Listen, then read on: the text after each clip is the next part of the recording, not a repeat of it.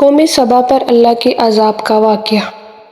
اہل سرسار کی ایک قوم جسے قوم سبا بھی کہا جاتا ہے، اللہ تعالیٰ کی بے شمار نعمتوں کے اندر زندگی گزار رہی تھی۔ یہ قوم ایک عظیم و تہذیب و تمدن کی مالک تھی۔ حضرت داؤد علیہ السلام اور حضرت سلیمان علیہ السلام کی باعظمت حکومتوں کے بعد ان کی حکومت زبان در خاص و عام تھی۔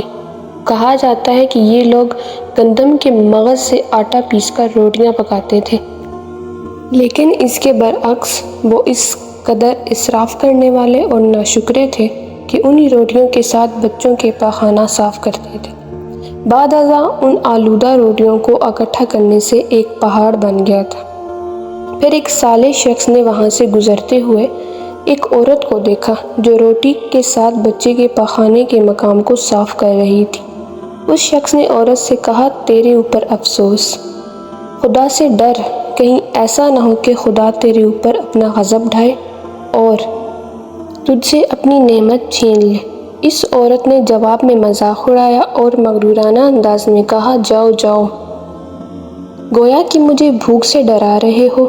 جب تک سرسار جاری ہے مجھے بھوک سے کسی قسم کا کوئی خوف نہیں ہے۔ زیادہ عرصہ نہیں گزرا تھا کہ اللہ تعالیٰ نے ان لوگوں پر اپنا غضب ڈھایا، پانی جو کہ زندگی کی بنیاد ہے ان لوگوں سے چھین لیا، یہاں تک کہ قحط نازل ہوا۔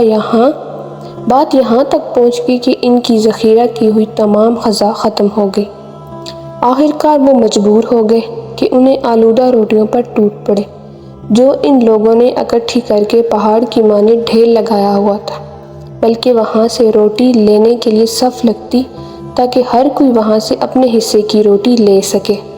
کفران نعمت، قحط اور ان کی بدحالی کے بارے میں معتدل روایات موجود ہیں۔ سورۃ نحل کی آیت نمبر 112 اور 113 میں یوں ارشاد ہوتا ہے، اور اللہ نے اس بستی کی بھی مثال بیان کی ہے جو محفوظ اور مطمئن تھی، ان کا رزق ہر طرف سے باقاعدہ آ رہا تھا، لیکن اس بستی کے رہنے والوں نے اللہ کی نعمتوں کا انکار کیا تو خدا نے انہیں بھوک اور پیاس کا مزہ چکھایا، صرف ان کے ان اعمال کی بنا پر جو وہ انجام دے رہے تھے۔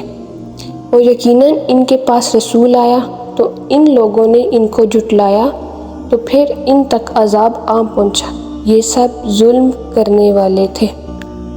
اسی قوم سبا کے بارے میں ایک اور واقعہ بیان ہوتا ہے کہ ان لوگوں نے اپنی زراعت کو بہتر طور پر کاشت کرنے کے لیے پانی ذخیرہ کرنے کی خاطر بل کے دو پہاڑوں کے درمیان ایک بہت بڑا بند تعمیر کیا ہوا تھا۔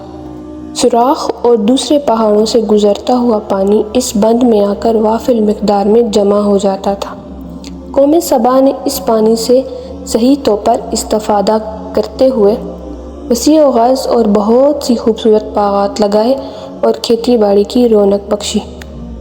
ان باغات کے درختوں کی شاخیں اس قدر پھلوں سے لدی ہوئی ہوتی تھیں کہ کہتے ہیں اگر کوئی شخص سر پر ٹوکری رکھ کر ان کے نیچے سے گزرتا تو پھل خود بخود ٹوکری میں گرنا شروع ہو جاتے اور قلیل مدت میں ٹوکری تازہ پھلوں سے بھر جاتی، لیکن نعمتوں کی کثرت نے انہیں شکر کی بجائے سرمست اور غافل کر دیا تھا، یہاں تک کہ ان کے درمیان بہت بڑا طبقاتی نظام وجود میں آ چکا تھا۔ ان میں سے صاحب استقرار لوگوں نے کمزوریوں اور ضعیفوں کا خون چوسنا شروع کر رکھا تھا، یہاں تک کہ ان لوگوں نے خدا سے یہ احکامانہ التماس کیا جس کا ذکر سورۃ سبا کی آیت نمبر 19 میں ملتا ہے۔ انہوں نے کہا، خدایا ہمارے سفروں کے درمیان فاصلہ زیادہ کر دے۔ انہوں نے اللہ سے یہ التماس اس لیے کیا تاکہ غریبوں، بے نوا لوگوں، امراء اور ثروت مند ان کے ہمراہ سفر نہ کریں۔ ان کی خواہش یہ تھی کہ آبادیوں کے درمیان خشکی ہو اور فاصلہ بہت زیادہ ہو تاکہ تہی دست اور کم آمدنی والے لوگ ان کی طرح سفر نہ کر سکیں۔ اللہ نے ان مغرور پیٹ کے بیچاریوں پر اپنا غضب نازل کیا۔ بعض روایتوں کے مطابق ان مغرور لوگوں کی آنکھوں سے دور صحرائی چوہوں نے مغرب نامی بند کی دیواروں پر حملہ کر کے انہیں اندر سے کھوکھلا کر دیا۔ ادھر سے بارش زیادہ ہوئی جن کی وجہ سے سیلاب آ گیا اور اس بند میں پانی بہت زیادہ اکٹھا ہو گیا۔ اچانک بند کی دیواریں ٹوٹیں، اس سے ایک بہت بڑا سیلاب آیا جس میں تمام دیہات، آبادیاں، مال مویشی، باغات، کھیتیاں اور ان کے محل اور گھر پانی میں غرق ہو کر نابود ہو گئے۔ ان کے باغات اور زراعت میں سے صرف بیری کے درخت اور کچھ جھاڑیاں بچی تھیں۔ خوش لہاں پرندے وہاں سے کوچ کر گئے تھے، جبکہ الوؤں اور کووں نے قوم سبا کے کھنڈرات میں اپنے گھونسلے بنا لیے تھے۔